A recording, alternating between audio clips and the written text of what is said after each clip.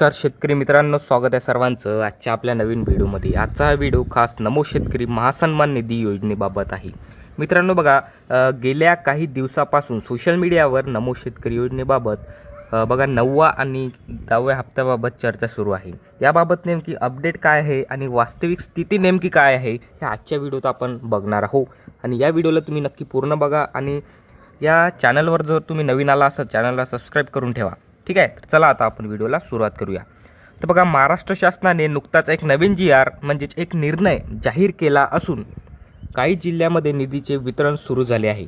हा निधी नेमका कशाचा आहे? हा निधी नमो शेतकरी योजनेचा आहे का? तर हे पाहणे अत्यंत महत्त्वाचे आहे। ते आपण आता इथे बघून घेऊया। आता इथे आपण बघू, हा जो निधी वाटप झालेला आहे, सुरू झालेला आहे, हा नेमका कोणत्या जिल्ह्यासाठी आहे आणि किती निधी मंजूर झालेला आहे?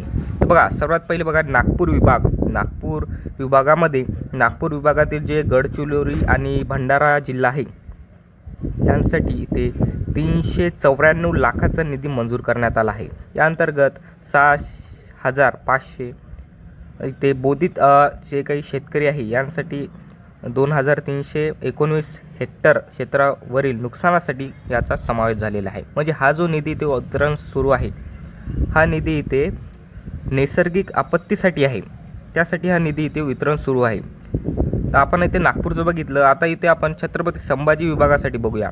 त्यासाठी बघा 5,54,33,000 इतका निधी मंजूर करण्यात आला आहे। या निधीच्या वितरणाला सुरुवात झाली असून शेतकऱ्यांच्या खात्यात पैसे जमा होत आहे।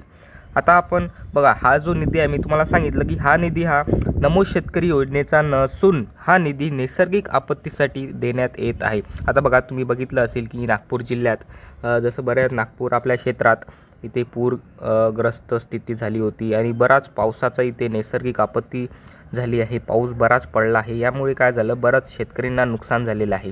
त्यासाठी हा निधी इथे वितरण सुरू आहे। हा निधी नमो शेतकरी योजनेचा नाही। तर बघा, अतिवृष्टी, पूर आणि चक्रीवादळ यासारख्या नैसर्गिक आपत्तीमुळे जे काही शेतीचे नुकसान झालेले आहे ते शेतकऱ्यांना हंगामीसाठी उपयोगी पडेल म्हणून राज्य आपत्ती प्रतिसाद निधी म्हणून ही मदत देण्यात येत आहे। तर आता बघा, शेतकरी नमो शेतकरीचा 9वा आणि 10व्या हप्ता नेमकी काय माहिती आहे हे ते बघूया।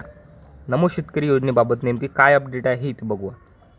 बघा, अद्याप शासनाने कुठलाच निर्णय जाहीर केलेला नाही नमो शेतकरी योजनेबाबत।